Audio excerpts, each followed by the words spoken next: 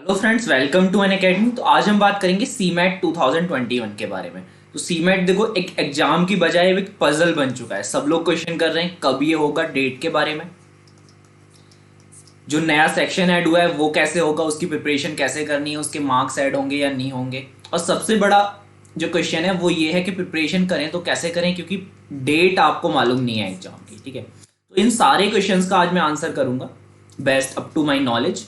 देखो डेट किसी को भी नहीं मालूम है, तो जाहिर है मुझे भी नहीं मालूम है, तो डेट मैं आपको नहीं बता पाऊंगा, बट एक्सपेक्टेड डेट अपन कर सकते हैं और उसके हिसाब से जो भी अपनी प्रिपरेशन स्ट्रेटेजी होगी वो डिस्कस कर सकते हैं। और कुछ लोग आप में से बोल रहे हैं कि अभी प्रिपरेशन करें या नहीं करें, तो मैं एकदम कहूंगा कि प्रिपरेशन अपनी करते रहो, क्योंकि अब तक आपने प्रिपरेशन की है और अभी प्रिपरेशन करते रहो। आपको JBIMS चाहिए या फिर कोई और आपका जो भी ड्रीम कॉलेज है वो अगर चाहिए, तो आपको प्रिपरेशन अच्छे से करनी होगी और प्रिपरेशन करते रहेंगे। एग्जाम कभी भी हो, डेट हो सकता है बस एक वीक आगे हो जाए या एक वीक पहले एग्जाम हो जाए। आपकी अगर प्रिपरेशन अच्छी रहेगी तो आप कभी भी एग्जाम दे सकते हैं। जिन लोगों को मेरे बारे में नहीं मालूम है, अपने बारे में बता देता हूँ। मेरा नाम है प्रशांत चौधरी, मैं इंजीनियरिंग ग्रेजुएट हूँ AMU से। मुझे नियरली 4 साल का टीचिंग एक्सपीरियंस है। मेरा कैट 2020 में 99.93 परसेंटाइल था। और आप लोग हमारे YouTube channel Unacademy CAT for MBA और अनअकैडमी कैट दोनों सब्सक्राइब कर सकते हो और मेरा टेलीग्राम ग्रुप ज्वाइन कर सकते हो। जिन लोगों को बैच ज्वाइन करना है प्लस प्लेटफॉर्म पे, इस वीक ये बैचेस स्टार्ट हो रहे हैं, आप ज्वाइन कर सकते हैं। और वीकली स्कॉलरशिप टेस्ट होता है जो कि बिल्कुल फ्री होता है, हर संडे को 12 PM से होता है। आप मेरा कोड यूज कर सकते हो उसे अनलॉक करने के लिए, PC क्वांट। चलो अब सीमैट की बात करते हैं। देखो पहले तो बात करते हैं कि मार्क्स एक्चुअली में आपको कितने चाहिए ना। तो अपन मार्क्स वर्सेस परसेंटाइल की बात करते हैं। तो इनकेस आप टॉपर, आपको टॉपर बनना है ना, तो लास्ट ईयर मेरे ख्याल से 347 पे टॉपर था ना, तो मतलब 340 प्लस तो हमेशा जाएगा। इवन इफ काफी हार्ड एग्जाम आएगा तो भी 340 प्लस तो आपको चाहिए मार्क्स। और अगर आपको 99.9 चाहिए, ठीक है ना, JB के लिए तो इवन यही चाहिए। ठीक है ना, इस बार जो JBIMS के लिए ऑल इंडिया कैंडिडेट का लास्ट जो गया है ना 99.97 गया है। तो अगर आपको JB ही चाहिए तो फिर इतना ही लाना पड़ेगा। बट अगर आप कम से कम चला जाते हैं, जो भी आपका ड्रीम कॉलेज है उसकी कट ऑफ कम जाती है, तो अपने कट परसेंटाइल के अकॉर्डिंग देख सकते हैं कितना स्कोर आपको चाहिए। और जो भी आपको स्कोर चाहिए ना, उसके अकॉर्डिंग आपको अपनी स्ट्रेटेजी डिजाइन करनी होगी। आपकी जो सब्जेक्ट वाइज स्ट्रेटेजी है ना, वो इस बात पे डिपेंड करेगी कि आपको कितना टारगेट चाहिए। तो अभी जो मैं जिस टारगेट की बात करूंगा वो है 99.9, मतलब 300 प्लस 300 310 इतने टारगेट की मैं बात करूंगा। अगर आपको इतना मार्क्स चाहिए तो आपको किस तरीके से किस सब्जेक्ट में कितना मार्क्स लाना है, कितने क्वेश्चन आपको करेक्ट अटेम्प्ट करने होंगे और आपको वो सब्जेक्ट कैसे प्रिपेयर करना है, ये हम बात करेंगे। आपकी अगर कम परसेंटाइल लानी है, जो भी आपको परसेंटाइल लानी है उसके अकॉर्डिंग आप यहां से स्कोर देख सकते हो। अभी मैं बात करता हूँ 99.9 के लिए। तो 99.9 के लिए एटलीस्ट आपको 310 चाहिए। ठीक है ना, 310 चाहिए। देखो यहाँ पे जो है ना सीमैट में 4 सब्जेक्ट होते हैं। फर्स्ट सेक्शन होता है आपका QA प्लस DI। अगेन देखो 25 क्वेश्चंस रहेंगे पर सेक्शन, यहाँ भी 25, यहाँ भी 25, यहाँ भी 25। ठीक है ना। देखो GK जो है ना टफेस्ट सेक्शन रहता है, क्योंकि GK आप कितना भी प्रिपेयर करके जाओ, आप मैक्स टू मैक्स, जो मैं बोल रहा हूँ मैक्स टू मैक्स 17-18 क्वेश्चन कर सकते हो। तो इनकेस आपको 310 चाहिए ना, तो आपको एटलीस्ट 15 प्लस तो करने पड़ेंगे। एटलीस्ट 15 प्लस करेंगे तो ही यहाँ पे 60 प्लस हो जाएगा। ठीक है, तो GK में अगर आप सोच रहे हैं कि बहुत ज्यादा कर देंगे, मतलब 20 प्लस कर देंगे, तो ऐसा तो इम्पॉसिबल है। तो अपन जो है ना 15 प्लस टारगेट करेंगे GK में।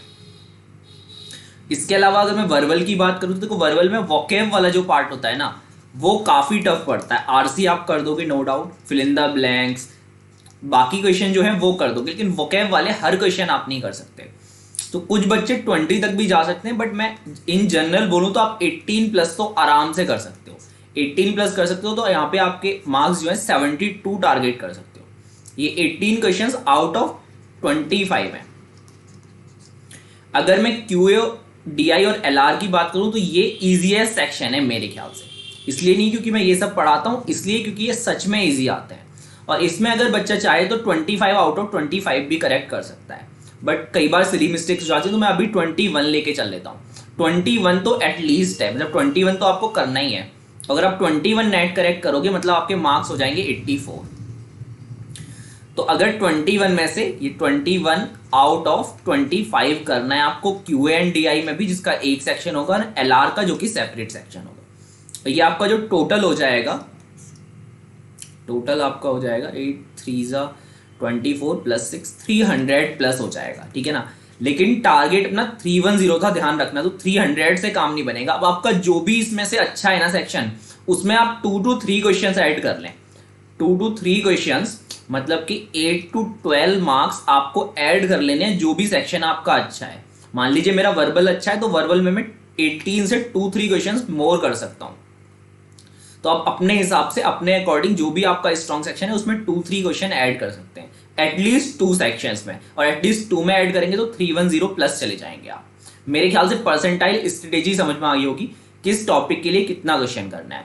और क्यूए, डीआई और एलआर के लिए मैं सेशंस ले रहा हूँ। अनअकैडमी ऐप पे भी मैं सेशन लेता हूँ, स्पेशल क्लास जो कि बिल्कुल फ्री होती है। इसके अलावा YouTube Unacademy CAT 4 MBA channel पे मैं डेली 9 PM पे, अनअकैडमी कैट 4 MBA चैनल पे डेली 9 PM पे सेशन लेता हूँ, जिसमें मैं सीमेट की बहुत अच्छे से प्रिपरेशन करा रहा हूँ, क्यूए, डीआई और एलआर की। तो आप वो सेशन जरूर अटेंड कर सकते हो। और मेरा टेलीग्राम ग्रुप ज्वाइन करोगे तो स्पेशल क्लास का भी लिंक मिल जाएगा आपको। अब देखो बात कर लेते हैं क्यूए एंड डीआई में किस चीज का वेटेज ज्यादा रहता है। तो वेटेज वाइज में बात करूं, सबसे ज्यादा अर्थमेटिक का क्वेश्चन रहता है। अर्थमेटिक के हालांकि क्वेश्चन थोड़े से ट्रिकी होते हैं, बट बिल्कुल ही आपके 7 to 8 क्वेश्चन आते हैं। तो अर्थमेटिक तो एकदम मस्त है, अर्थमेटिक तो करना ही है आपको। उसके बाद बात करूं नंबर सिस्टम, देन डीआई के 5 क्वेश्चन एकदम एक सेट आता है, या फिर कई बार सेपरेट क्वेश्चन भी आते हैं, लेकिन 5 क्वेश्चन आते हैं। Again permutation and combination and probability, PNC and probability, इस टॉपिक से 3 क्वेश्चंस आते हैं। ज्योमेट्री एंड मेंसुरेशन से 2 to 3 आते हैं। अब कुछ लोग बोलते हैं सर अलजेब्रा करना है या नहीं करना। तो देखो यहाँ पे नो डाउट उतना वेटेज नहीं है, फिर भी आप 1-2 क्वेश्चन तो मान सकते हो। और जे भी चाहिए ना, तो ये 1-2 क्वेश्चन भी आपके लिए बहुत जरूरी है। अगर आपको 25 आउट ऑफ 25 चाहिए ना, तो अलजेब्रा करना है। ऐसा नहीं है कि केवल यही चैप्टर करने हैं, ठीक है ना। तो जो चैप्टर यहाँ पे लिखे हुए नहीं है बट आपको 25 आउट ऑफ 25 चाहिए, तो वो चैप्टर भी करना है। इसके अलावा अगर मैं एलआर की बात करूं, तो एलआर में तो सारे टॉपिक से क्वेश्चन आते हैं। मोस्टली जो इंपॉर्टेंट टॉपिक है आपके, वो एनालॉजी हो गया, नंबर सीरीज हो गया, विजुअल रीजनिंग हो गया, और सिलोजिज्म हो गया, और क्रिटिकल रीजनिंग हो गया। क्रिटिकल रीजनिंग में क्या होता है ना, स्टेटमेंट अजम्पशन वाले क्वेश्चन आते हैं, स्टेटमेंट कंक्लूजन वाले आते हैं, अजम्पशन बेस्ड क्वेश्चन आते हैं। इसके अलावा इन्फ्रेंस वाले क्वेश्चन आते हैं। क्रिटिकल रीजनिंग वाले थोड़े से टफ पड़ते हैं। बाकी जितने भी क्वेश्चन है ना, अगर मैं 25 में से क्रिटिकल रीजनिंग वाले 2 माइनस कर दूं, मतलब बाकी जो 23 क्वेश्चन है ना, वो तो बहुत ही इजी क्वेश्चन होते हैं और आप बहुत इजीली कर सकते हो, बहुत इजीली कर सकते हो अभी से आप अगर प्रिपेयर करते हो। और प्रिपेयर करना है सबको। नेक्स्ट मैं बात करता हूँ वीए की। देखो वीए का मुझे उतना आइडिया नहीं है, बट ये जो antonyms, synonyms and idioms, phrases वाले जो क्वेश्चन रहते हैं, यहाँ पे बच्चों के जनरली रॉन्ग होते हैं। क्योंकि ये कितना भी आप वोकेब स्ट्रॉन्ग कर लो, बट कहीं ना कहीं तो वर्ड्स आपके निकल आते हैं जो कि आपको नहीं आएंगे। तो वोकेब में ऐसे कुछ क्वेश्चन होंगे जो आप नहीं कर पाएंगे, इवन इफ आपने बहुत अच्छे से प्रिपेयर किया है। बाकी सब बहुत ईजी होता है, और कुछ टॉपिक्स यहाँ पे मेंशन नहीं है, ऐसा हो सकता है। आगे जनरल नॉलेज के लिए देखो, जनरल नॉलेज में करंट अफेयर्स बहुत ही जरूरी है। तो न्यूज़पेपर रीडिंग में जरूर बोलूंगा सब लोग करें। न्यूज़पेपर रीडिंग जो है ना, वो मस्ट है। न्यूज़पेपर रीडिंग डेली करें, इससे दोनों काम होंगे। एक तो आपका जीके का करंट अफेयर्स पार्ट होगा, इसके अलावा आपका वोकैब भी स्ट्रांग होगा। और बाकी किस किस टॉपिक से क्वेश्चन आते हैं, वो स्टैटिक वाले पार्ट में से भी आते हैं। तो स्टैटिक वाला पार्ट भी स्ट्रांग करने की कोशिश करते हैं, बट स्टैटिक करना मुश्किल होता है क्योंकि आप हर चीज़ प्रिपेयर नहीं कर सकते ना, पिछले 100 सालों में जो हुआ है। तो एटलीस्ट आप करंट वाला प्रिपेयर करें। करंट से रिलेटेड जो स्टैटिक है ना, करंट से रिलेटेड जो स्टैटिक है, वो पार्ट भी स्ट्रांग कर लें। बाकी ये देख सकते हैं किस टॉपिक से कितना क्वेश्चन आते हैं। ये मेरे ख्याल से हो चुका है। हाँ चलो, अब अपन एग्जाम डेट की बात करते हैं। देखो एग्जाम डेट देखो किसी को नहीं मालूम, तो जाहिर है मुझे भी नहीं मालूम, बट अपन एक्सपेक्ट कर सकते हैं कि बहुत जल्दी एग्जाम होगा। तो मार्च लास्ट वीक में बोल सकते थे अब तक अपन, क्योंकि सीमेट ने अपनी नोटिफिकेशन में यही बोला था। बट अब लग नहीं रहा कि मार्च लास्ट वीक में होगा। बट अपन एक्सपेक्ट कर सकते हैं कि अप्रैल के फर्स्ट वीक या सेकेंड वीक में तो एग्जाम हो जाएगा।